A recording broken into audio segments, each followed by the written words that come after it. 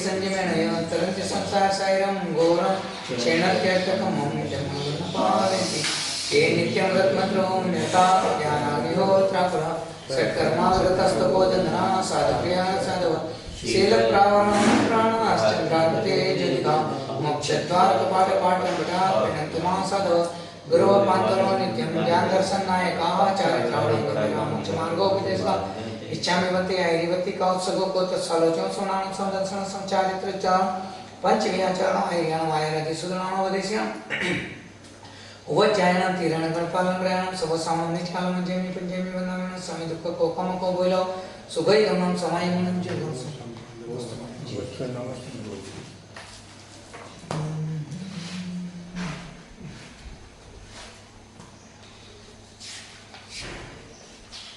जीवो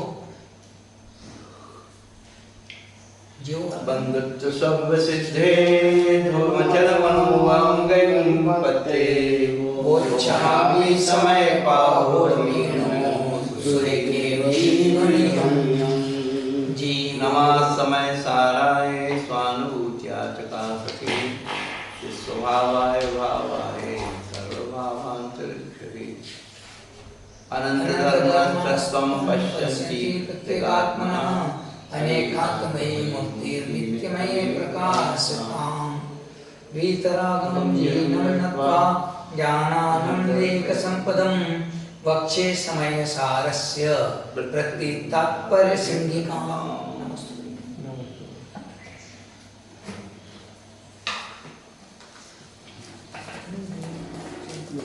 पंडित जी आज ये सबूत के अरिंदा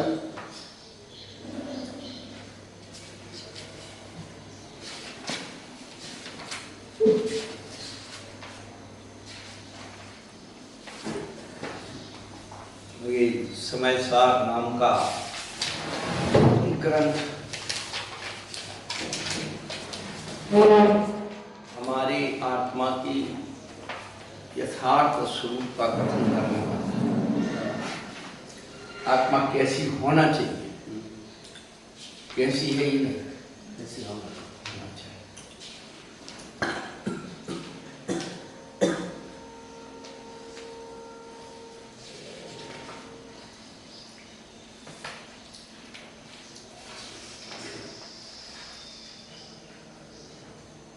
ये शास्त्र वहाँ से रंजू के वहाँ से आया क्या बताइए जी? ये शास्त्र नीचे वाला, हाँ, ये वो संत लाइब्रेरी बेटे में हाँ, कल उसकी लाइब्रेरी में एक सब बेटा लोग नंबरिंग किए हो इसका। हाँ, क्योंकि मैं भी लाता हूँ कभी उससे, तब ये देख के पता लग जाता है इसका। कल कोई प्रसंग था हाँ, देखने के लिए।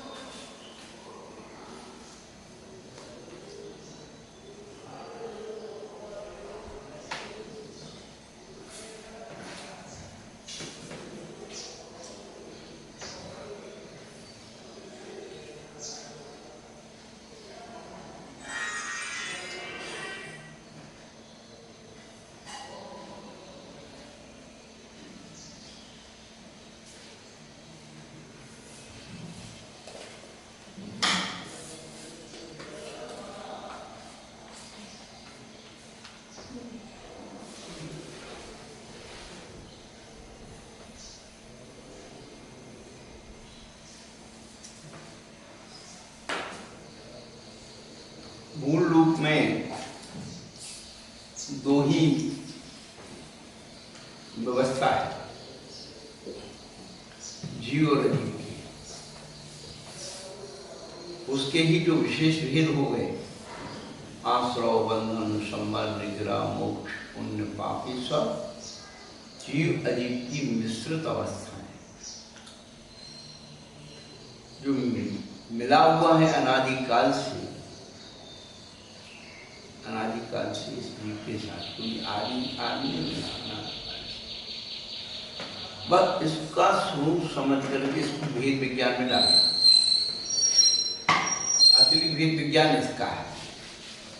बचपन से कहते हैं शरीर आत्मा भिन्न भिन्न, इसका भेद विज्ञान नहीं। जो असली वेद विज्ञान है आश्रव बंध संबंध विनम कि आत्मा से इन सब का प्रतिक्रमण चक्करण होगा तो क्या उसका सेंस बचेगा, ये समझ।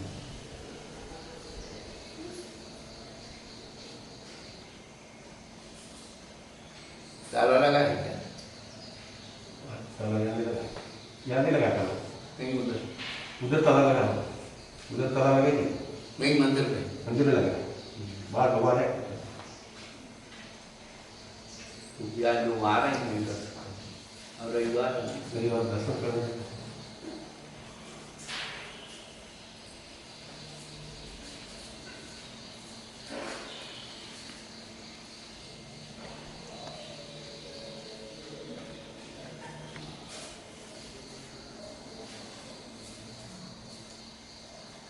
नौ तत्वों में मुख्य रूप से जीव और जीव दो द्रव्य, इनको द्रव्य संज्ञा है। जीव मजीवम तब्बम, जीव और अजीव दो मुख्य द्रव्य है। फिर इनके अंदर जो पर्याय परमन कर रहे दोनों के सहयोग से वो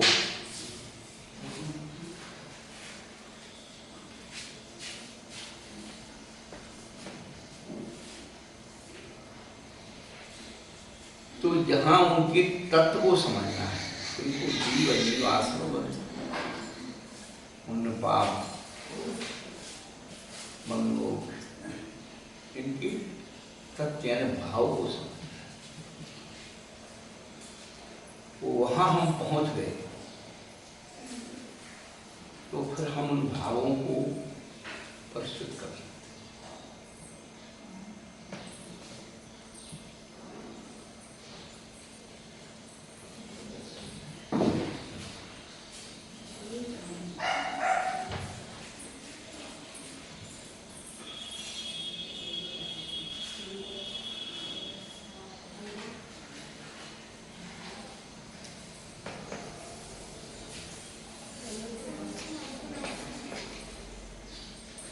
अब जीव अधिकार पता है। जीव अधिकार में सर्वप्रथम ही शुद्ध आत्मा के स्वरूप स्वामी व उपाय का ही एकदम सुगम रीति से वर्णन कर दिया। जो हमने शब्द लिया है कि स्वरूप देव स्वामी, ये हमारा आचार्य हो, हमें समझना क्या है उसका स्वरूप और उसका स्वरूप। तो स्वरूप होती प्योरिटी, स्वरूप क्या होती है? बिल्कुल जो खालिसा है वो स्वरूप, उसे जैसा होना चाहिए वैसा वो है उसका स्वरूप। और स्वरूप ही उसका तत्व। और उसका स्वामी कौन है? और फिर उसकी प्राप्ति का उपाय स्वरूप को उसके मालिक बनने का।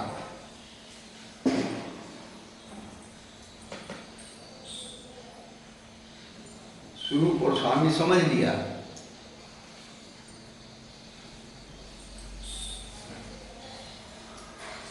कि मालिक कौन बनेगा?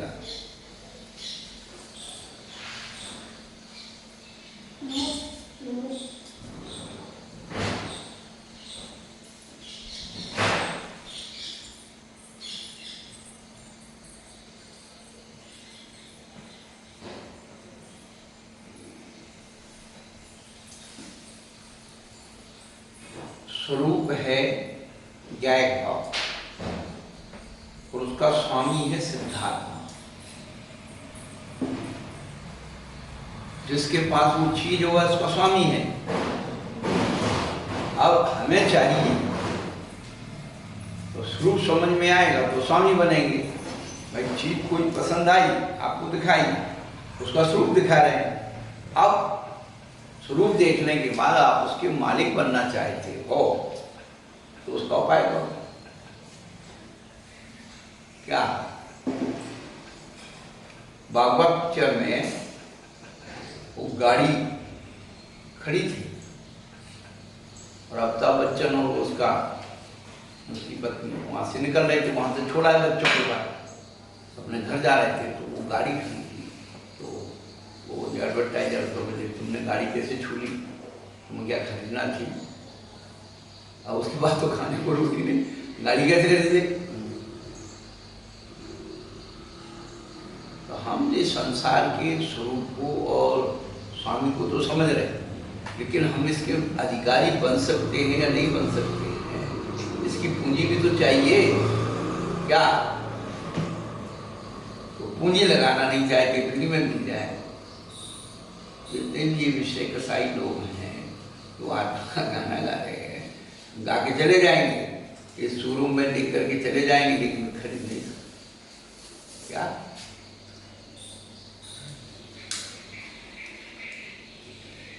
तो ये आत्मा का गाना गा के जा रहे हैं, आत्मा ऐसी है, आत्मा ऐसी है, आत्मा वैसी है, इतना उसका स्वाद है उनके पास। गाने गाते जा रहे हैं, किताब में लिखा है, एडवर्टाइज देखिए, चीज बहुत अच्छी है, बहुत अच्छी है, बहुत अच्छी है। मालिक कब बनोगे? तो स्वामी कब बनोगे?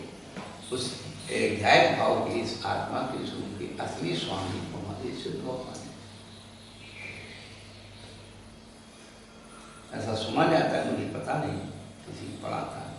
ये जयपुर दरबार विदेश गए थे घूमने, अब देखने में कोई वो नहीं था, उनका देसी लिबास था।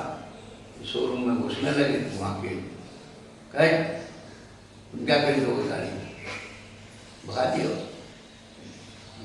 लौट के आए तो उन्हें 8-10 गाड़ी का ऑर्डर दे दिया। गाड़ी आ गई तो पूरे में कचरा भर तेरी गाड़ी की कीमत ये है क्या?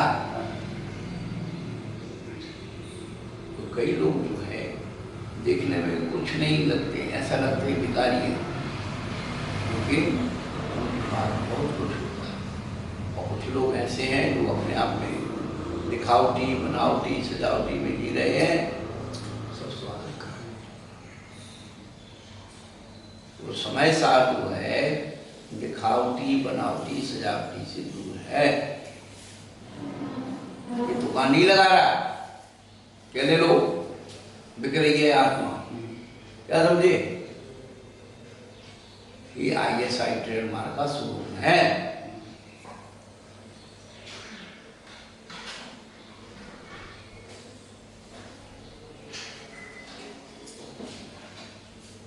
इतना जब चिंतन करते हैं ना, बस लगता ही है ऐसा। बिल्कुल सही बात है कि अपने घर आए। चिंतन की बात बहुत बड़ी है, हमें आप चिंतन की बात लगी। कल आपने एक छोटा सा क्लू दिया था और शाम को फिर चिंतन किया नहीं दिया। आपने कहा था कि मेरा नाम भी मुझे भारी लग रहा है, बस अमित नाम भी मेरा भारी लग रहा है। इस पर चिंतन किया। भी 1 महीने पहले रक्षा दुबई में बैंक गया था, कोई लोन की फॉर्मेलिटी थी, लोन लेने की फॉर्मेलिटी थी। उसने पूरा मेरा फॉर्म भरवाया, फोटो लगवाया, नाम क्या है, पिताजी का नाम क्या है, व्यवसाय क्या है, आपके पुत्र पुत्री लाइब्रेरीज क्या है, आपकी तनख्वाह कितनी है, आपका परमानेंट एड्रेस क्या है, आपका टेम्परेरी एड्रेस क्या है, आपका मोबाइल नंबर क्या है। इसके ऊपर सारी चीज़ पर किसी एक बात के ऊपर मैंने चिंतन किया। ये सारी चीज़ें कितनी फॉर्मेलिटी पूरी पूरी पर क्या ये सारी चीज़ें मैं हूँ क्या? ये सारी चीज़ें जो उसने लिखवाई वो चीज़ मैं हूँ क्या? सारी नहीं है। ये मेरा नाम लिखा है क्या मैं वो हूँ क्या? क्या मेरे पिताजी का नाम लिखा है मैं वो हूँ क्या? नहीं, वो पिताजी हैं क्या इधर? पिताजी आपके वो तो और मेरे बच्चे लाइब्रेरी पूछी, क्या वो बच्चे मेरे हैं क्या? क्या मेरा जो इनकम है मेरी पर मंथ की वो इनकम मेरी है क्या? सारी चीज़ें जो फोटो लगाया है वो फोटो भी मेरा है क्या? तो ये सारी चीज़ें क्या, ये इंट्रोडक्शन जो ये परिचय जो लिया गया है क्या मेरा ये वास्तविक परिचय है क्या? क्या मेरे मकान का एड्रेस लिखा ये मेरा परमानेंट एड्रेस है क्या? क्या मेरा परिचय है क्या? इसके ऊपर चिंतन करके वो सारी बातें मेरे दिमाग में घूमती रही कि मतलब कैसे अपन इस व्यवहार में जी रहे हैं, जो चीज़ अपनी नहीं है उसको अपनी मान करके और अपन उसको कर रहे हैं। आपको आज एक नई बात बता देते हैं कि परमेष्ठी का ड्रेस और एड्रेस एक है। क्या हमारे परमेष्ठी जो पंच परमेष्ठी हैं उनका ड्रेस और एड्रेस एक है। बिल्कुल सही बात। जब भी तुम्हें मिलेंगे साधु परमेष्ठी इसी ड्रेस में मिलेंगे, दिगंबर अवस्था में। जब भी अनंत परमेष्ठी मिलेंगे केवल ज्ञान अवस्था में मिलेंगे। परमेष्ठी का ड्रेस और एड्रेस एक है, बस। और बाकी लोगों का ड्रेस और एड्रेस अलग है। तुम्हारा रोज ड्रेस एड्रेस बदलता है। आज कल कोसी पहन के आए थे, आज कुछ पहन करके आए हो, हैं? मालूम पड़ी कि वो मकान पर तो नहीं आया तो मोटे बदल लिया, मालूम पड़ी कि वो पहुंच गए लंदन, विदेश पहुंच गए, बच्चों ने बुला लिया, हो गया ड्रेस एड्रेस बदल गया। और हमारा ड्रेस एड्रेस परवान है। इतनी बढ़िया खुशी है, जीवन का आनंद है कि मैंने कोई कृत्रिमता को धारण नहीं किया, कोई बनावटी धर्म नहीं है हमारा। हमारी इस मुद्रा की मूर्तियाँ बाहुबली भगवान 1000 वर्ष पुराने खड़े हुए हैं। मोहनजोदड़ो की खुदाई में ये दिगंबर रूप के ही रूप मिल रहे हैं। तो मेरा स्वरूप शाश्वत रूप है जो मुझे मिला है। हृदय इस स्वरूप के आगे इस संसार में कोई दूसरा स्वरूप नहीं। इस पद के आगे और कोई पद नहीं। थोड़ा सा और व्याख्या करो। बिल्कुल। इस पद से बड़ा इस संसार में कोई पद नहीं। इस मुद्रा से आगे कोई बड़ी मुद्रा नहीं। देश का राष्ट्रपति, प्रधानमंत्री सब इसके सामने होने हैं। सब होने। इस पद से बड़ा कोई डेजिग्नेशन कोई पद इस निर्गुण मुद्रा के आगे कोई बड़ा नहीं है। बहुत से अभी मैंने देखा है उदय कि सितंबर के अंदर भी और कुछ अपने में भी है जो अपने नाम के आगे अगर डॉक्टर लिखने लग गए। क्या उस डॉक्टर पद है उस मुनि पद से बड़ा है क्या? अरे ये डॉक्टर पद और ये प्रोफेसर पद और ये सब पद तो सब बौना है इस पद के सामने। तो मतलब ये डॉक्टर लिख करके और आप एक मुनि अपने नाम के आगे डॉक्टर लगा करके और उस मुनि पद के गौरव को हल्का गौण क्यों कर रहे हैं? मुझे बात समझ में नहीं आई। ये देखो सब उपाधियां। हाँ क्या है? मुनि पद भी एक उपाधि है, पद है। क्या केवल एक एंट्रेंस पद है, ये कोई वो नहीं है। क्या जैसे आप अंदर घुसते हैं किसी भी आप अपने वैज्ञानिक संस्थान में या कहीं संस्थान में, तो आपका एक कार्ड होता है, आइडेंटिटी कार्ड। बस वो आपने उसको दे दिया तो आप अंदर एंट्रेंस हो। ऐसे ये मोक्ष मार्ग का एंट्रेंस का है।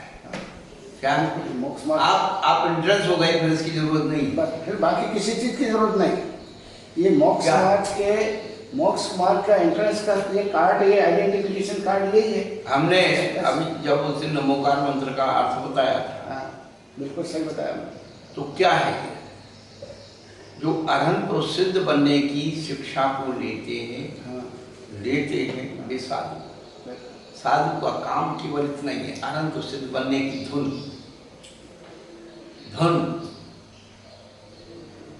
उपाध्याय का काम है प्रत्येक आत्मा को परमात्मा बनने की शिक्षा देना। आचार्य भगवान का काम है रजिस्ट्रेशन करके उसको क्लैरिफाई करना कि तू पात्र है या नहीं इस मोक्ष मार्ग में चलने का। यार अगर मैं तू जरा जिसको जाए पकड़ा दिया, बाबा जी बना दिया, चल भाई कर है। बस 3 चीजें यहाँ है, चौथे आप अपने आप बन जाओ।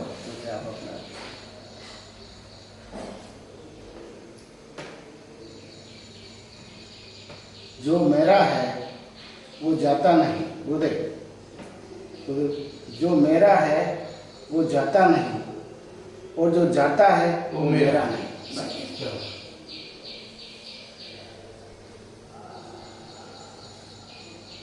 तो समझना हमको यही है, समय सार पढ़ करके सुन करके समझना क्या है। जो हम हैं उसका स्वाद, उसका आनंद किया। जो हम नहीं उसमें अपने आत्म परिणाम को व्यर्थ करते हैं, अनर्थदंड है। अपने अलावा समय सारी होता है, अपने अलावा तुम किसी भी पद का सोचते हो, परमेष्ठी के बारे में सोचते हो, परमेष्ठी भी तेरे लिए पर है। इसका नाम समझदार है। जहां परमेष्टि भी पर हो जाए, क्या अब जब परमेष्टि बन गया, तू खुद बन गया परमेष्टि, तू साधु बन गया, साधुपन की तुझे अनुभूति हो गई, तो क्यों उनका दुनिया का मतलब तो वो साधु है कि नहीं है, कि नहीं फलाना है, कि नहीं ढूंढा है, क्या है? तुझे अपनी तृप्ति हो, तुझे अपना वो मिल गया ना, वो तेरा। इसमें 28 मूल गुण नहीं है, और इसमें ये है, और इसमें ये है, और शीतलाचारी है, ये दुनिया भर के जो लफड़े जो क्रिएट किए हैं, ये हमारा विषय है ही नहीं। ये विषय है, और इसको जबरदस्ती इसको जो है उछाल करके और इसको जो है प्रचार प्रसार किया जा रहा है। नहीं तो किसका घाट? स्वयं का नुकसान कर रहे हैं ना, वो नुकसान तो स्वयं कर रहे हैं। वही तो बात है।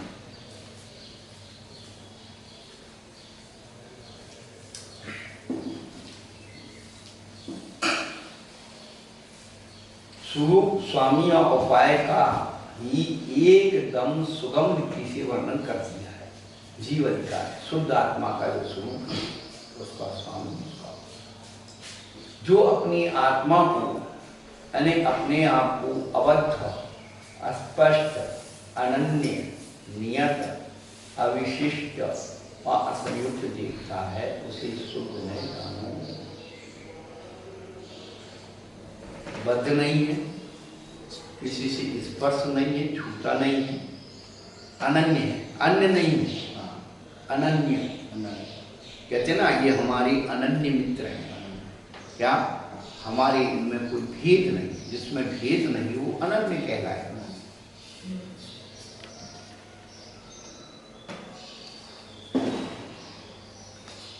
नियत है, परिवर्तनशील नहीं है,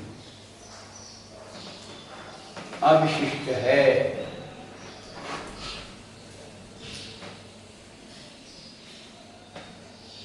विशिष्टता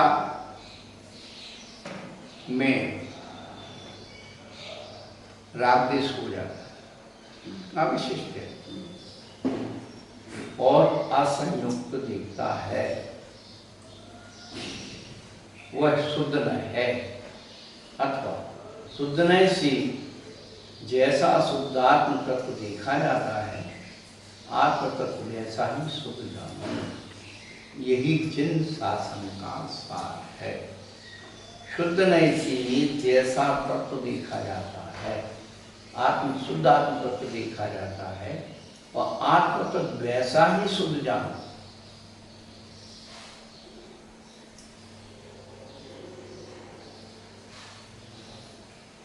यही जन शासन का सार। इस शुद्ध आत्म ज्ञान और आचरण करना चाहिए। शुद्धात्मा का शुद्धान ज्ञान और आचरण करना, तो समय सार शुद्धात्मा की शुद्धान का विषय करता है।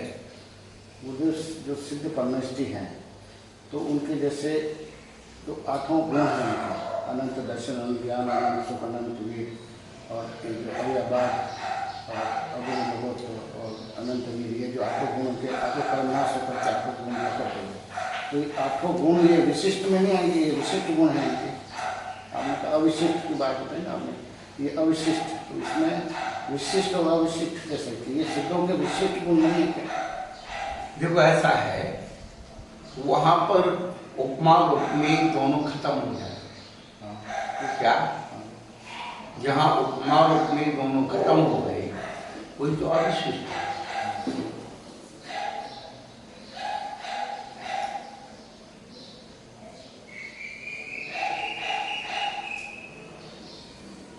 लड्डू खाए, कैसे लगते हैं लड्डू स्वाद में? हैं? अच्छे मीठे लगते हैं। हाँ, और शक्कर खाई वो भी मीठी लगती है। तो फिर शक्कर लड्डू में क्या अंतर होगा? उसका स्वाद अलग होता है। स्वाद अलग है। अब फिर तो अब जो कहते मीठे लग रहे हैं, तो मीठी शक्कर भी है, मीठी लड्डू भी है। तो लड्डू का स्वाद जो है लड्डू जैसा ही है, लड्डू के स्वाद को आप 70 से कंपेयर नहीं करेंगे। अच्छा चलो घी खाया, घी कैसा लगता है? तो घी का स्वाद घी जैसा है,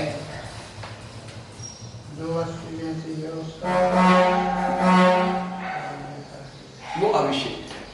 तो बोलते यहाँ आपने बनाया उपमा और उपने, हाँ ये समाप्त हो गया। हाँ, तो अनुपम हो गया, अनुपम, अनुपम, हाँ, अतुल्य, अतुल्य। अतुल्य। उसी शक्ति से किसी को तोला नहीं जा सकता है, उसी किसी से जो उपमा नहीं दी जाती है। सिद्ध मनंत मनंदीय मनपम मपत्त सुख मनपज्जम केवल पहो नित्य दुर्नय त्रिपुरम जिनम नमः। श्री धवला जी का ये पहली पुस्तक का मंगलाचरण है। सिद्ध मनंत मनंदीय मनपम सुख,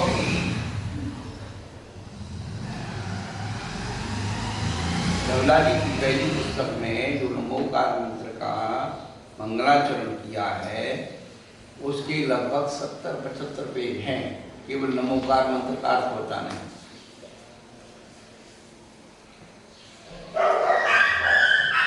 और धवल जी की पहली पुस्तक बहुत सरल,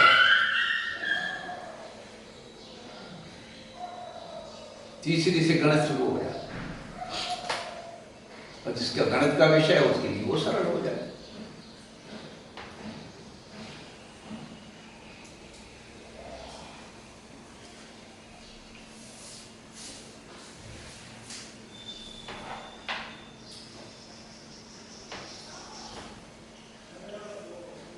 वस्तुतः श्रद्धा ज्ञान आचरण भी आत्मा ही है। यदि यह आत्मा स्वभाव से ही ज्ञानमय है, किंतु इसकी निज तत्व पर दृष्टि नहीं हुई, अतः इसकी उपासना का आदेश दिया गया है। आत्मा स्वभाव से ही ज्ञानमय है। समय सार का परिचय ना होने से जीव की दृष्टि कर्म, शरीर व विभाव में वह मैं हूँ या ये मेरे हैं ऐसी मान्यता की हो जाती है। और जब तक ऐसी दृष्टि रहती है तब तक यह जीव अज्ञानी कहलाता है। ये मेरे हैं और मैं इनका हूँ, जब तक इस जीव की दृष्टि यहाँ है तब तक अज्ञानी है। आचार्य गुरुदेव शांति सागर जी महाराज बैठे थे और वहीं पर एक 8-10 साल की बालिका आई। कोई प्रसंग चल रहा था। एक महाराज ने पूछा, महाराज बड़े महाराज ने नहीं, दूसरे महाराज, बेटा तुम किसकी बेटी हो? तो कहने लगी मैं मेरी हूँ, मैं मेरी हूँ। तो आचार्य श्री को सुन करके कहते, देखो ये शुद्ध समय सार की बात कर रहे हैं। तो जिस दिन हम अपना होना सीख ले, समय सार हमें अपना होना सिखाता, अपनापन सिखाता। पर में हम जो अपनापन लगाए हुए हैं इसको छोड़ दो, स्वापन आ जाएगा। स्वापन क्या? अनात्म को छोड़ना, अनात्म को छोड़ना। अपन स्वपन की जगह स्वपन में जी रहे। स्वपन की जगह स्वप्न, हाँ, स्वपन की जगह सपन। अच्छा, क्या? अपने में सपने हम देखते हैं, दूसरों के अपने में अपने को देखते नहीं है हम। अपने में सपने हम देखते हैं, दूसरों के अपने में अपने को देखते नहीं है हम। और एक बार देख लें अपने में अपने को, तो सिद्धों के रूप से कम तो नहीं है हम। बहुत सुंदर। ये 4 पंक्तियाँ वो पहले बनाई थी। श्रवण गुरुकुल में शिक्षक विधान चल रहा था। उस समय जब हमने 4 पंक्तियाँ दोहराई, स्वामी जी बड़े खुश हुए। उन्होंने कहा आप इनको लिख करके लीजिए। मैं बोलते ये सुक्तियाँ आपकी सारी मैं इसीलिए इसको अलग से लिख रहा हूँ, मैं लिख रहा हूँ, ये टैप भी इसीलिए कर रहा हूँ ताकि इसको वापस लिख करके और इसको कम बिल्कुल कंसोलिडेटेड करके बहुत बड़ी बात है। बोलते ये बहुत रेयर मिलती है, ऐसी पूरी उदय से प्राप्त होगी। क्योंकि जो है मदन अली काला जयपुर में रहते हैं, कीर्तिनगर में, हमारे 2 चतुर्मास हुए, कोई अच्छे ऑफिसर से रिटायरमेंट हुए थे, वो बराबर स्वाध्याय से उनने पूरी डायरी हमारी पूरे चतुर्मास में जो उन्होंने विशेष भेजा। हम तो ज़्यादा आलसी आदमी, हमें कोई कह दिया बोल दिया भाई ये, इसलिए थोड़ा सा लागे कि भाई तुम लोग टेक कर लो, दोबारा सुन सकते हो, क्योंकि हमारा घरों में जो निकल के सुन कर गया, दोबारा कोई पूछे ना हमको खुद याद नहीं, तुम क्या ये उदय अपने आप चीजें आती है और ये पुण्य के उदय से आती है, ये रटी हुई नहीं है। हाँ, ये तो आपके अपने स्वभाव से निकल रही है अपने आप। बस तो अपने में सपने हम देखते दूसरे। संत कबीरदास जी ने इस संसार को स्वप्न कहा, कबीरा सपनों सो संसार। एक दिन चिंतन कर रहे थे कि कबीरदास ने इस संसार को स्वप्न क्यों कहा, तो अपने एक ही बात मानते, नींद लग गई, आँख में नींद लग गई तो स्वप्न देखना शुरू कर दिया, है ना, यही स्वप्न है ना, बिल्कुल। तो नहीं, कबीरदास जी कहते कि भाई देख, तो स्वप्न है, आँख खुल गई तो कहाँ चला जाता है, दिखता है क्या? आँख खुल गई, स्वप्न देख रहे, नींद में स्वप्न देख रहे थे, आँख खुल गई तो स्वप्न दिखता है क्या, रहता है क्या? आँख खुली तो हो गया, और ये अभी जो है आप देख रहे हो खूब आराम से, है, आँख बंद कर लो तो दिख रहा है क्या? आँख खुली तो हो गया और आँख बंद हुई तो ये गया, इसलिए इसको स्वप्न कहते हैं। वो हम सोते हुए देख रहे हैं, ये जगते हुए देख रहे हैं, स्वप्न दोनों ही है, सपना है दोनों ही, एक सोते हुए जब सपना है और एक जगते हुए सपना है। ओ भाई चलो कोई कहाँ से निकले हम।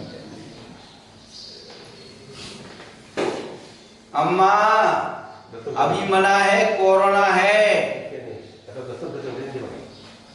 महाराज बैठे हैं।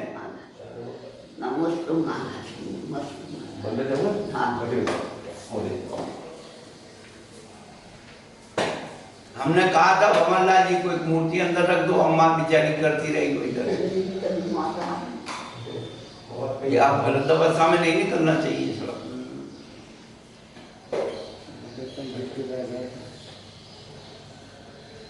तो स्वप्न दोनों है, स्वप्न दोनों है। यदि ये अपन को जागृत किया जाए, ये तो हम स्वप्न देख, तो स्वप्न जिसके अंदर स्वप्न आ गया वो स्वप्न देख। हाँ, तो एक दिन जो, हाँ, स्वामी जी ने क्या किया, ऐसे सिद्ध चक्र की आराधना में सब चल रहा था, तो फिर भाई सिद्ध भगवान में बहुत सारे गुण हैं, अनंत गुण है, लेकिन एक दुर्गुण है, एक कमी है। तो उन्हें अपनी क्लू छोड़ दिया, तो ढूंढो भाई क्या है। सिद्ध भगवान में अनंत गुण है, लेकिन एक दोष भी है। हम लोग तो अब सुन करके भी अपने अचंभित रह गए। तो फिर उन्होंने बताया कि सिद्ध भगवान में तो कमी है कि वो लौट के कभी संसार में नहीं आते। फिर हमने भी अपनी बात छोड़ दी कि सिद्ध भगवान सबको देखते हैं, एक चीज नहीं देखते।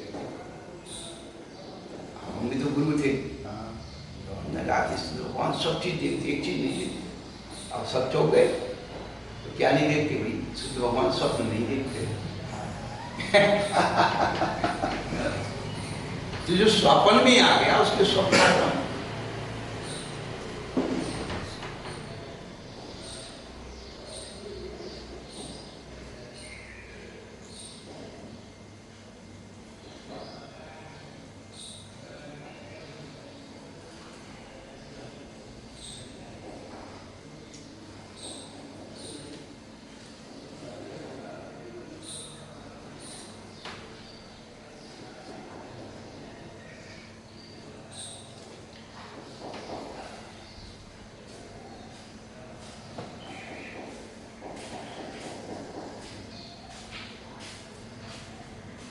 तो वह मैं हूँ या मेरे हैं, ऐसी मान्यता हो जाती है।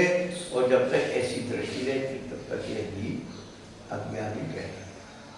इतना ही नहीं, अज्ञानी जीव के भूत भविष्य का भी परिग्रह लगा रहता है। अज्ञानी जीव के भूत और भविष्य का परिग्रह लगा रहता है। कोई स्वप्न,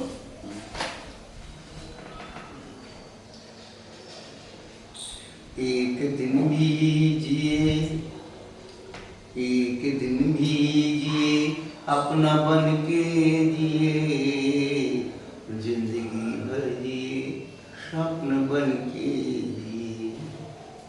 एक दिन भी जिए, अपना बन के जिए, जिंदगी भर जिए, स्वप्न बन के जिए। देखते हम रहे अपनी परछाइयाँ, देखते रहे हम अपनी परछाइयाँ, और लेते रहे आहें अंगड़ाइयाँ। भूत की हम रहे देख परछाइयाँ, भावी की ले रहे आहें अंगड़ाइयाँ। अभी तो ये अंगड़ाइयाँ भी हो रहा।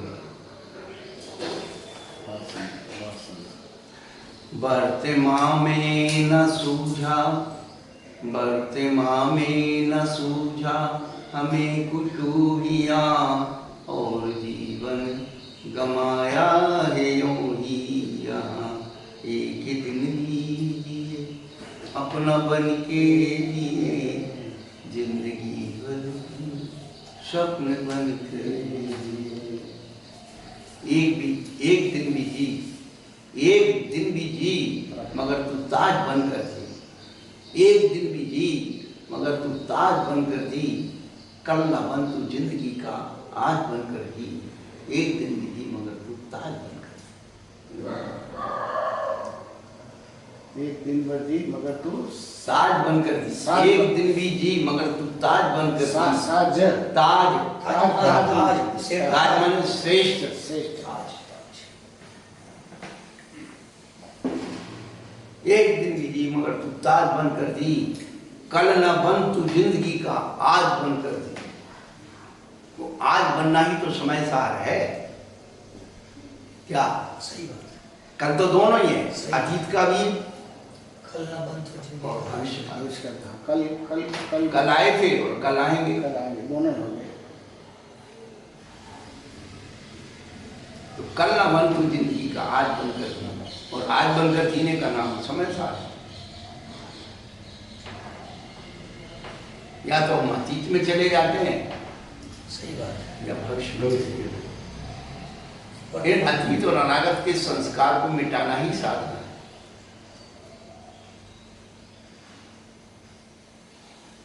अतीत और अनागत के संस्कार को मिटाना ही उस समय साध्य है।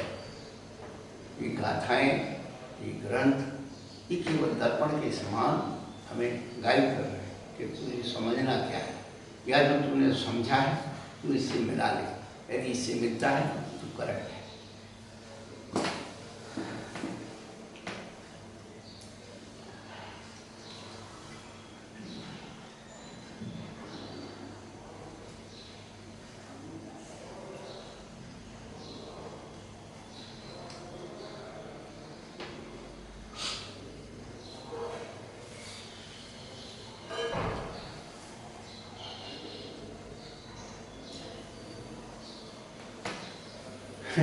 तो अज्ञानी जीव के भूत और भविष्य का भी परिग्रह लगा रहता है। अज्ञानी की धारणा रहती है ये शरीर आदि में हूँ, ये मेरे हैं, मैं इनका हूँ, ये मेरे थे, मैं इनका था, ये मेरे होंगे, मैं इनका होऊंगा। तो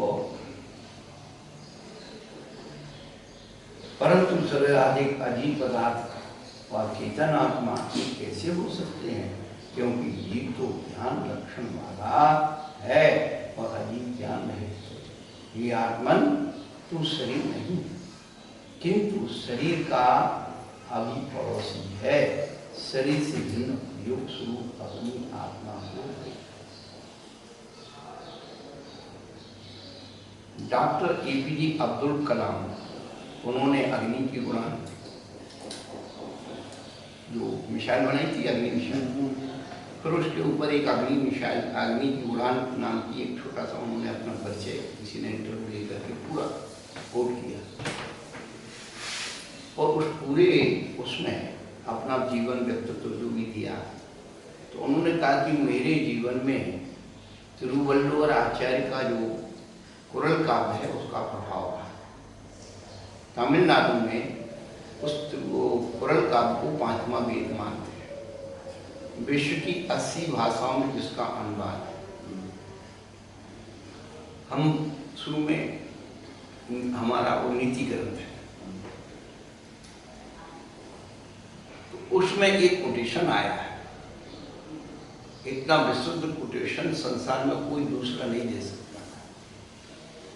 ये जो तिरुकुरल काव्य है ना, ये कुंदकुंद आचार्य की रचना है,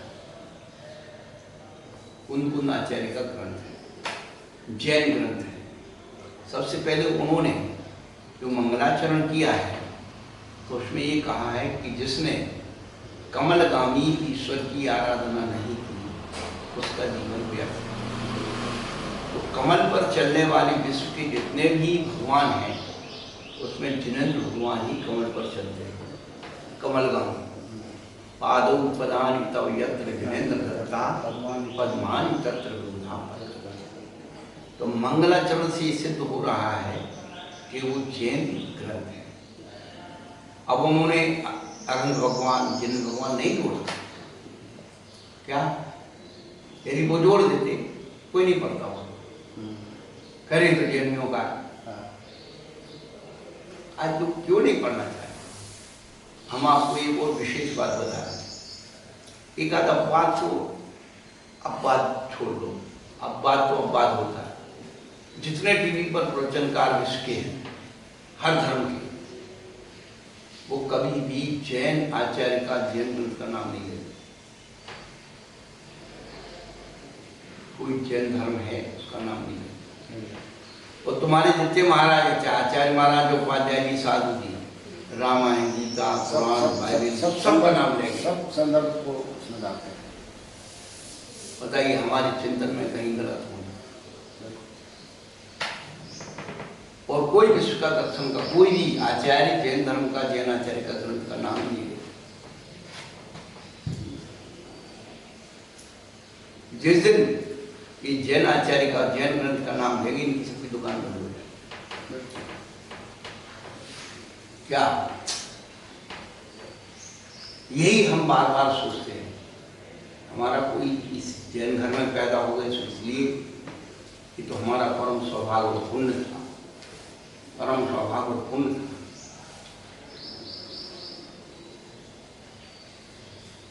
कितने लोग इसको पाने के लिए ला रहे थे कि ये मुझे मिल जाए, जो शायद आइंस्टीन के बारे में बोलते, अगला जन्म यदि पुनर्जन्म होता है। आइंस्टीन ने कहा था, एल्बर्ट आइंस्टीन।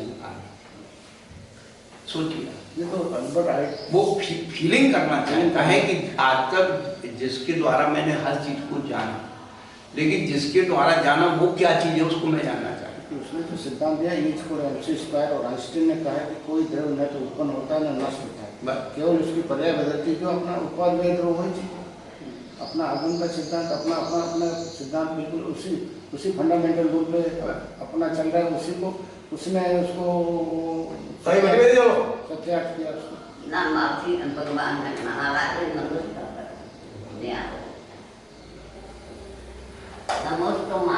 हाँ माँ, आशीर्वाद आशीर्वाद।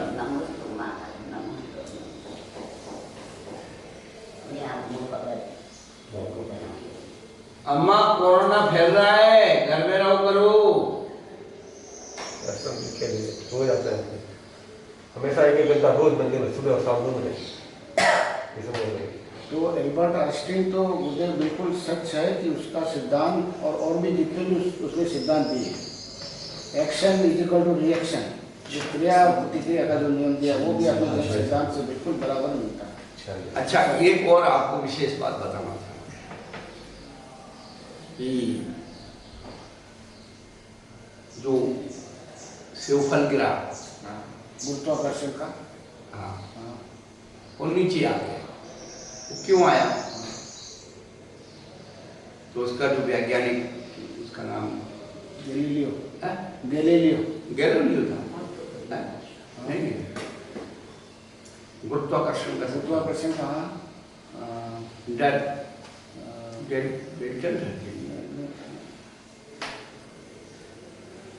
अभी नाम चलो स्लिप हो रहा है, पर समझ गया मैं। हाँ, पर ये बताओ कि उन्होंने तो वो बताया कि ऊपर वाली चीज नीचे आ गई है, लॉ ऑफ ग्रेविटी जो दिया ना, हाँ, लॉ ऑफ ग्रेविटी, और हमारे यहाँ ये बताया है कि नीचे वाली चीज ऊपर ऊपर गिर जाती है। नीचे वाली ऊपर जाती है। उसको समझाने के लिए उन्होंने पूर्व प्रयोगा, प्रसंगत्वा, बंधन छेदा, तथागति परिणाम, 4 बातें कही कि नीचे वाली चीज ऊपर कैसे जाती, उनका पूर्व प्रयोगा, बंधन छेदा, पूर्व प्रयोगा, असंगत्वा, बंधन छेदा, तब 4 बातें हैं। उसने कहा कि भाई आप 4 बातें कह रहे हैं, हमारी समझ में नहीं है, क्योंकि ऊर्ध्वगमन का जो स्वभाव है आत्मतत्व का, और हर धर्म में जो मोक्ष की स्थिति बताई गई है कि भाई आत्मा जब मोक्ष हो जाती है, कर्मों से मुक्त होती है, तो उसका क्या होता है, उसका क्या होता है? तो कोई कहती दीपक के समान बुझ जाती है, एरन की बीज के समान। अब कहती तुम्हें सबसे समझ में नहीं आया, आखिरी दृष्टांत तुमने दिया अग्नि शिखा, अग्नि शिखा वो स्वभाव से ऊपर जाती, ऐसे ही आत्मा का, शुद्ध आत्मा का स्वभाव है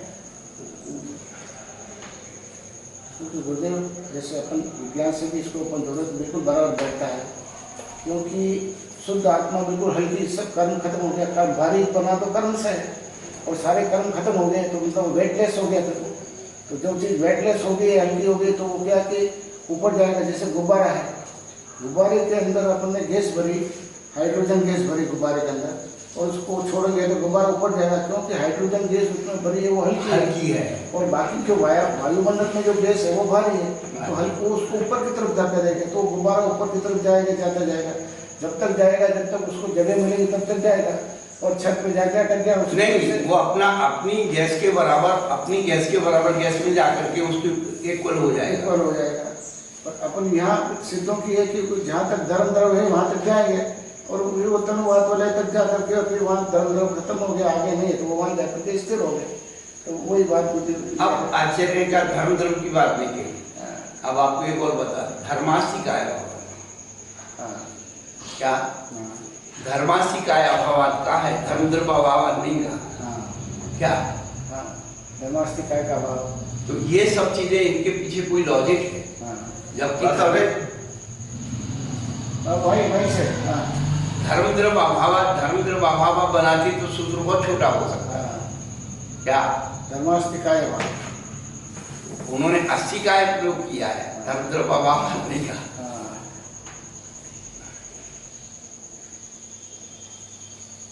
एक शब्द के पीछे जो लॉजिक है वो खुद है।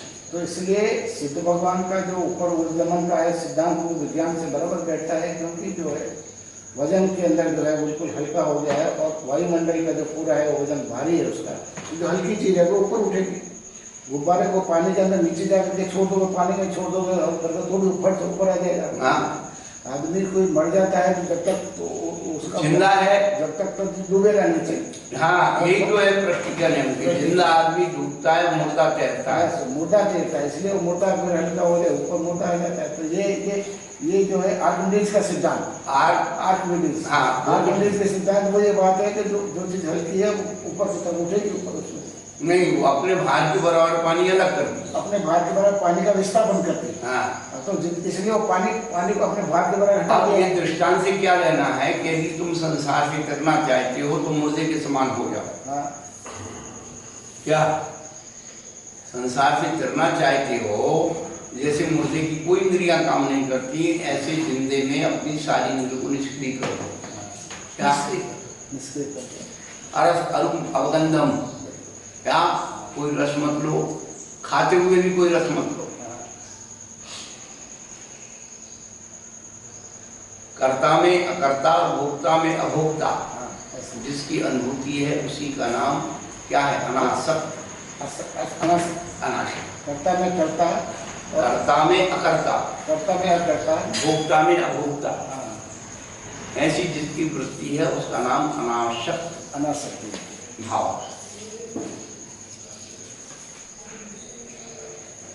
और सच्चा कर्मयोगी वह है जो अच्छे कर्म का श्रेय दूसरों को देता हो। सच्चा कर्मयोगी वह है जो अच्छे कार्य का श्रेय दूसरे को देता हो और गलतियों को स्वयं ओढ़ लेता हो, वो सच्चा कर्मयोगी। अच्छा कर्मयोगी, सच्चा कर्मयोगी वो है जो अच्छे कार्य का श्रेय दूसरों को देता है और बुरे कार्य का श्रेय अपने ऊपर लेता है। हाँ, मतलब गलतियों का अपने ऊपर ले लेता है और अच्छा कार्य किसने किया उसका दृष्टि क्या है? अच्छा कार्य का श्रेय किसे मिला ये नहीं सोचता है। अच्छा कार्य होना चाहिए ये उसकी दृष्टि में रहता है। अच्छा कार्य होना चाहिए, किसने किया, अच्छे कार्य का श्रेय किसे मिला ये नहीं सोचता सच्चा कर्म। अच्छा कार्य हुआ ना, वो अच्छे कार्य पर दृष्टि।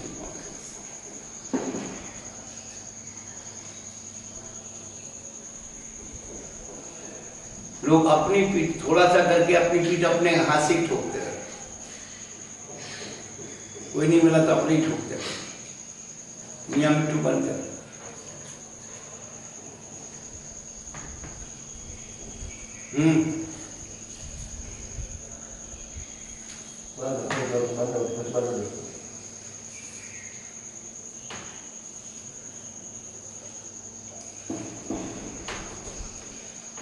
सच्चा कर्मयोगी जो अच्छे कार्य का श्रेय दूसरों को देता है और बुरे कार्य का श्रेय अपने ऊपर लेता है।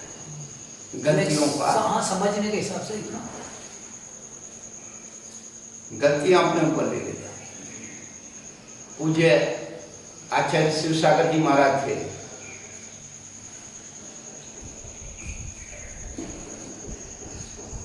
समझे?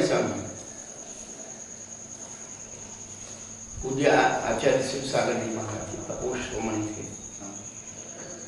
तो शिव सागर जी और शिव सागर जी की दोनों की ट्यून बैठ गई। जब भी कोई अच्छा कार्य हो गया तो हमेशा वो श्रेय कहते भैया शिव सागर जी ने किया, उनका संचालन करते थे।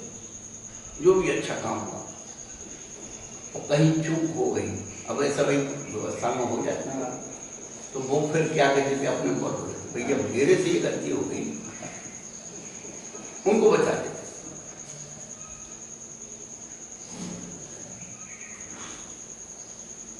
यही चीज जो व्यवहार जगत में यदि हम सीख जाए तो सुखी, व्यवहार जगत में सुखी हो जाए, परमार्थ में तो जब सुखी होंगे हो जाएंगे, इसी जगत में सुखी होंगे।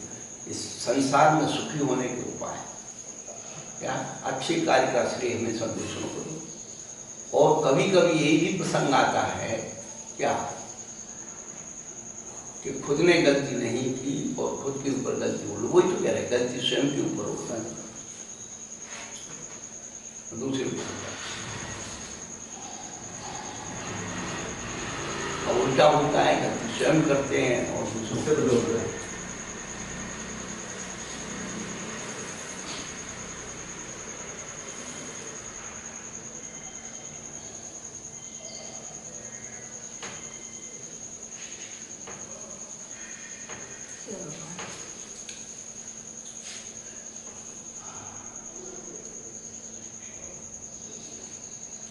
जीव लोग को इस शरीर में ही जीव का परिचय रहा और कभी धर्म भी चला तो इसी पद्धति से, इसी कारण उक्त उपदेश की बात सुनते ही कोई शिष्य पूछता है, हे प्रभु शरीर से भिन्न आत्मा कहाँ है?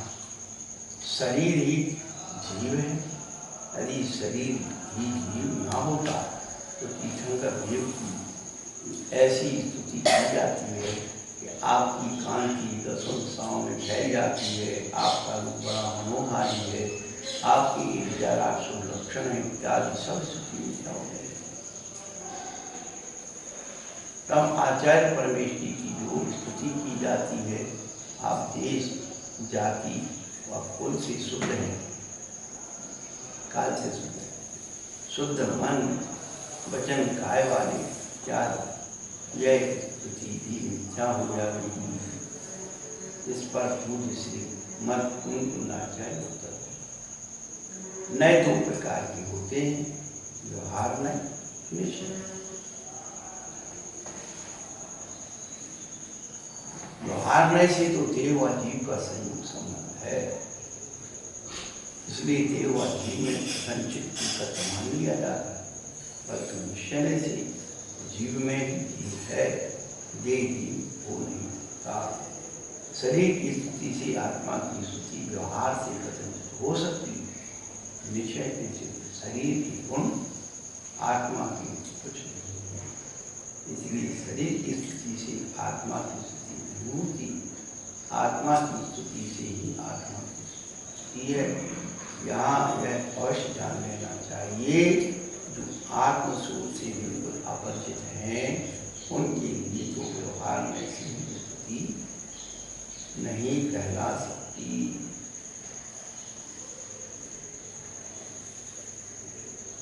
अब निश्चय स्तुति किस प्रकार हो सकती है, इस विषय पर क्योंकि यह निश्चय स्तुति है, इसलिए योगी विशुद्ध स्तुति कही जाएगी और आत्मा की ही कही जाएगी।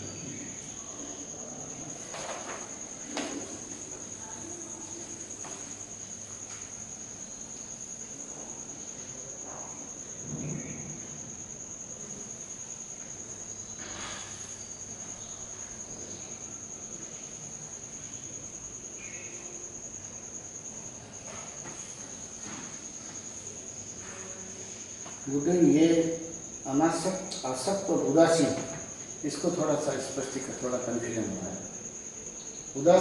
उदासीन में भी उदासीन के अनासक्त नहीं है, उदासीन का दोनों पर्यायवाची नहीं, विधियात्मक निषेधात्मक क्या कर्ता में अकर्ता और भोक्ता में अभोक्ता है, भोक्ता में अभोक्ता। और उदासीन का मतलब है अब उसकी कोई जिज्ञासा को सब खत्म हो गई। क्या उदासीन का मतलब जिज्ञासा खत्म हो जाना। तो जिज्ञासा खत्म होगी, इसी में उस कर्ता में अकर्ता का भाव हो गया, तो वो विधियात्मक है। हाँ, वो विधियात्मक, विजयी आत्मा, विधियात्मक, विधि से भाई बिना व्यवहार के काम चलेगा, बोलेगा, खाएगा, पिएगा, क्या, पर अनासक्त भाव से प्रवृत्ति है, पर अनासक्त। वो उदासीनता है, तो किसी चीज का आकर्षण नहीं कि इसके बदले में ये मिल जाता, इसके बदले में वो मिल जाता,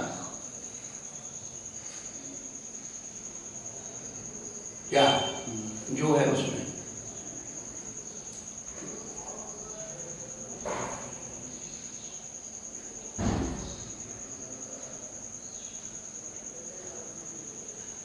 आसक्ति है, आसक्ति है, क्या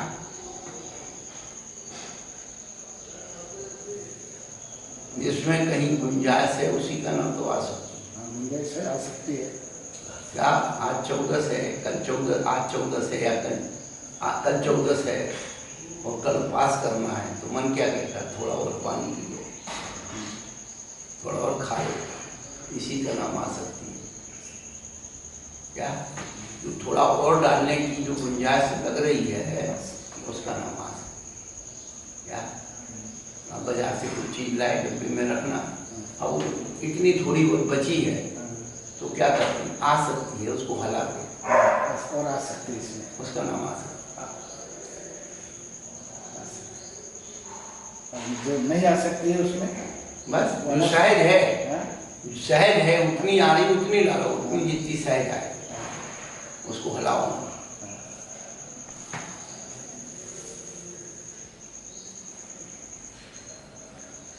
हर चीज की शब्दों के पीछे जो फीलिंग छिपी है वो चीज ये बात आपके विवक्षा में ये बहुत महत्वपूर्ण है, जो वो कहीं और नहीं मिलती मुझे इस तरह।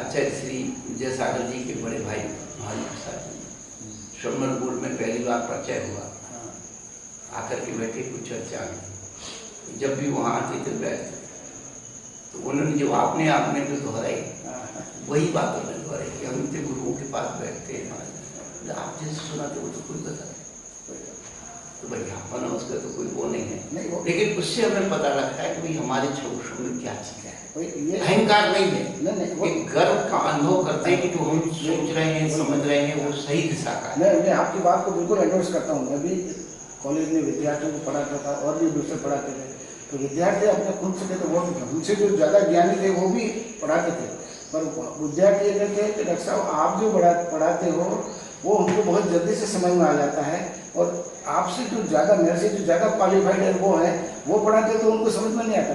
तो ये एक अपना क्षोभसम है, ये कहना तो ये क्षोभसम है। आपको एक क्लू देता हूँ, एक उसने लिखा है अच्छा वक्ता और अच्छा लेखक बनने के लिए किसी बड़े शब्द को उसकी जरूरत नहीं है। 3 चीज, अनुभव, उत्साह और दृष्टांत। अनुभव, उत्साह और दृष्टांत।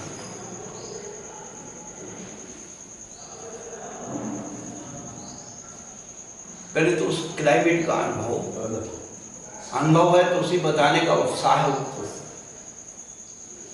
और जिसको बता रहे उसे दृष्टांत से पुष्ट करो। तो 3 चीजों से वो बात समझ में आती। हमने कल परसों ही तो बताया था, स्कूल में पढ़ाई होती है और ट्यूशन में समझाया जाता है। आपने कहा ना कबूतर को उड़ा करके बाहर, हाँ, वो सिखाया जाता है और तोते को पीने में रख के पढ़ाया जाता है, इसीलिए वो फंसता है, वापस शिकार के जाल में फंस जाता है, तो उसने रटा समझा नहीं उसने। जीवन उपयोगी बातें हैं, ये सूत्र बहुत उपयोगी है।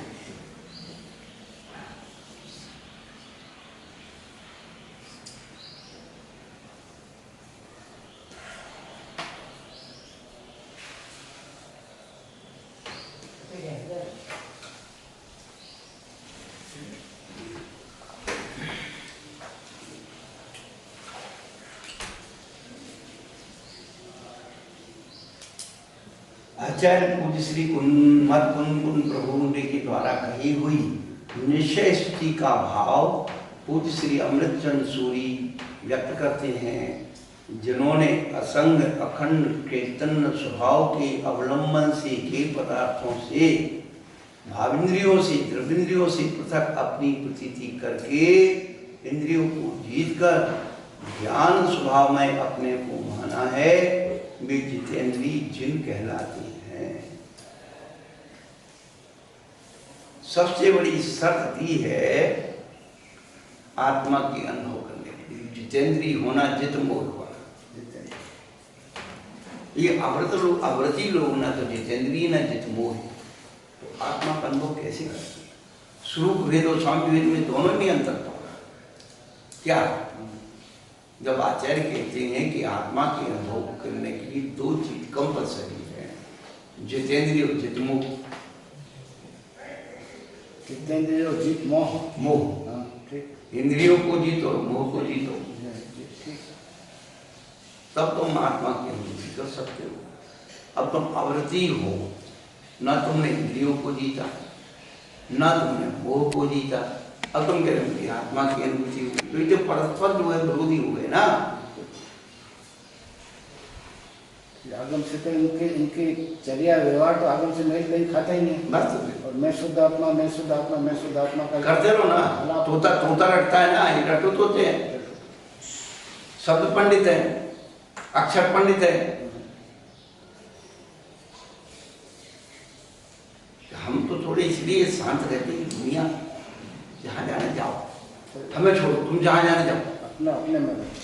हाँ, ये तो प्रभु आपकी दिव्य देशना है, तो हमारे अंदर जो क्षोभसम बढ़ रहा है, इससे क्षोभसम बढ़ रहा है, हाँ। और हम जैसे लोगों को तो क्या है, बोलते बाहर प्लेटफॉर्म मिलता है। हम तो एक ही बात कहते, तुम्हें अधिकार किसने दिया इस आत्मा की बात करने का, पहले तो बता। इसलिए मैं बता रहा हूँ, अधिकार किसने दिया?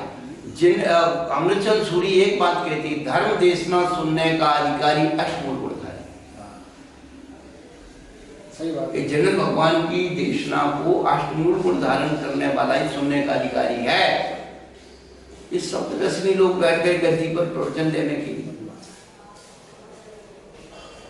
इनका कुछ त्याग नहीं, वे आत्मा की बात कर रहे हैं। ये आत्मा की बात है।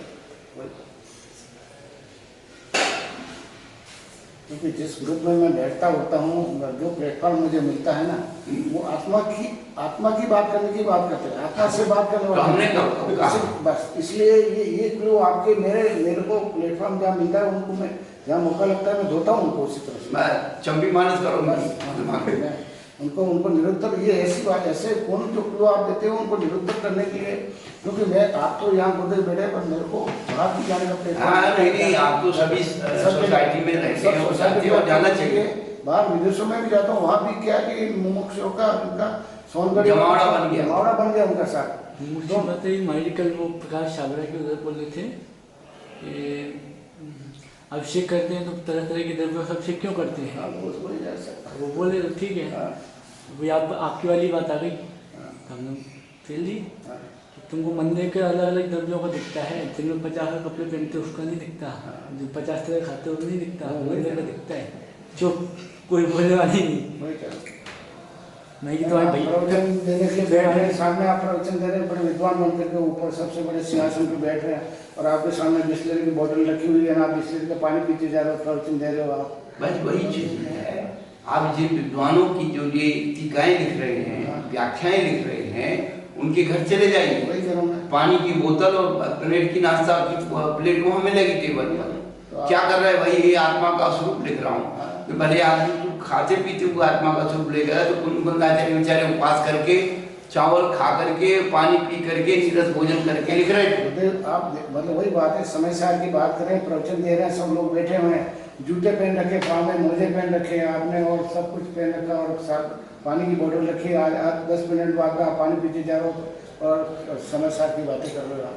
मतलब आप यहीं से पता लगा लो आपकी मतलब क्या मतलब है। तुझे अपात्रों के हाथ में ग्रंथ पहुंच गए, इसीलिए सब अर्थ के ना, और वो सामने आ नहीं सकते, और साधुओं की बुराइयां बताकर। ठीक है, आज से 30 साल पहले, 40 साल पहले हमारे साधु साधनाशील थे, ज़्यादा अध्ययन नहीं कर पाते थे। आज हमारे जैसे पढ़े लिखे आ गए, खूब पढ़ रहे हैं, खूब लिख रहे हैं, खूब सोच रहे हैं, खूब चिंतन कर रहे हैं, उनके सामने आना नहीं चाहते। और हम ये कहते हैं हमें तुम कहीं भी ले चलो। हमारा अपना प्रोफेशन बनाया है, जलते हुए दीपक को तुम हजारों दीपकों के बीच में रख सकते हो, हजारों सूरज के बीच में रख सकते हो, वो अपना अस्तित्व बताएगा। क्या?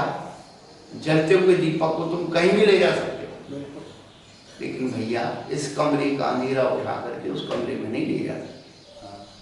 क्या? दीपक को तो आप कहीं ले जा सकते हो, अंधेरे को नहीं ले जा सकते। अंधेरा नहीं ले जा सकते उठा, प्रकाश के लिए अंधेरा तो कमरे में रहेगा। कितनी बड़ी बात है, बहुत बड़ी बात, बहुत बड़ी बात। मतलब ये जो बात करें, इसी को मैं वापस करता हूँ कि 8 साल की बात है। 8 साल पहले आचार्य वैज्ञानिक धर्माचार्य कनक गांधी जी मानसा, उन्होंने मेरे को काफ़ी इस मार्ग में आगे लाने की मदद करी, मेरे को काफ़ी मार्गदर्शन दिया, उनका मैं बहुत आभारी हूँ, उनके चरणों में बारम्बार नमस्कार करता हूँ। उदयपुर का सेक्टर 11 में चतुर्वास हुआ था, और वहीं पर भी मैं रोज़ क्लास उनकी पढ़ने जाता था। द्रव्य संग्रह और उसको विज्ञान से जोड़ते हुए द्रव्य संग्रह उन्होंने खूब अच्छा पढ़ा, और मेरी रुचि इसमें और आगे बढ़ी निरंतर। उसी समय पॉल्यूशन पर्व के ऊपर डॉक्टर हुकुमचंद बारी जो है इनके, उनका 10 दिन का प्रवचन उनके बिल्कुल पास में ही आलोक स्कूल के अंदर उनका प्रवचन का प्रवचन माला उनकी चली थी। उनकी कुछ उन्होंने इस प्रकार की बातें करी थी उन्होंने, तो लोग मुझे आकर के कनक जी महाराज साहब से पूछ रहे हैं, तो उन्होंने कहा भाई कि ऐसा है कि उनकी समाधान करना है, इन सब का आगाह मैं मेरे पास कोई ग्रंथ नहीं, बिना ग्रंथ से तो उनके ग्रंथ ही लाओ, उन्हीं के ग्रंथ से उनकी बात को मैं काट के बताऊंगा उनको, उन्हीं के ग्रंथ से उन्हीं की बात को काट के बताऊंगा। वो 3-4 बार का पर वो उनके सामने आए नहीं, बिल्कुल आ ही नहीं सकते, उनकी हिम्मत ही नहीं, उनकी ऐसी हिम्मत ही नहीं कि उनके सामने आकर के हमने कहा कि अंधेरे को प्रकाश के सामने आने की हिम्मत नहीं, क्योंकि वो अंधेरे को पता है कि मैं जाऊंगा तो मेरा अस्तित्व तो खत्म हो जाएगा, अंधेरा उजाला में गया तो अंधेरा खत्म। तो वही बात बोली, एक भी दिन वो कलमनंद जी महाराज साहब से साक्षात्कार करने के लिए नहीं आए। लोगों ने 2-2, 3-3 बार कहा उन्होंने ये कलमनंद जी महाराज साहब ने यहाँ तक कह दिया कि अगर वो नहीं आ सकते तो मैं चला जाता हूँ उनके पास, आपका उनका मैं आकर के आपका उसी मीटिंग में जिनमें ये बोल रहे हैं उसी कमेटी में उसी में मैं आकर के बता करके आप लोगों को, और मैं कोई ग्रंथ नहीं लूंगा, उन्हीं के ग्रंथ से उन्हीं की बात को मैं बस करके बताऊंगा मैं। तो इतना मतलब वही बात है, जब ये आजकल अब मुद्दे ये हो गया है कि सब विदेशों में सब जगह क्या है, एक तो इनका पैसा बहुत है इनके पास, फिर क्या है कि ये धर्म इतना सिंपल है, आरामदायी काम है, बिल्कुल कुछ करना नहीं, इंद्रिय विषय भोगो, मस्त करो और सबसे बड़ी बात है कि आत्मा की बात करो, कोई व्रत नहीं, कोई उपवास नहीं, कोई तपस्या नहीं, कोई नियम नहीं, कोई किसी प्रकार का कुछ नहीं। तो ऐसा धर्म बड़ा आसान धर्म, हर को नाश्ता करके मंदिर जाओ, बस हाँ नाश्ता ना पानी करके मंदिर जाओ, तो हर एक को बड़ा ऐसा बड़ा कन्वीनियंट हो गया ना, बड़ा सोफिस्टिकेटेड धर्म, जैन धर्म नहीं कहला रहा है और सोफिस्टिकेटेड बड़ा आरामदायक है, तो हर एक कोई उसको जो है मानने में बड़ा तैयार हो जाता है। तो सब जगह विदेशों में कहीं गया, ये दुकान लग गई ना भाई, दुकान है, घर नहीं है, हाँ तो संप्रदाय है। संप्रदाय, इसलिए मैं 3-4 जगह गया विदेशों में, सब जगह गया तो मैं इसका बड़ा मैं खंडन करता हूँ इस चीज़ का बहुत, इसलिए आप से पूरा वहाँ से मैं सब को ले लेकर इकट्ठा कर दिया, इसलिए मैं सारी रिकॉर्डिंग कर रहा हूँ ताकि मैं इसको सारा करके और मुझे जब मौका मिले तब इनकी धुलाई करने का काम चलता है। पौराणिक स्वाध्याय निष्ठा महापूजा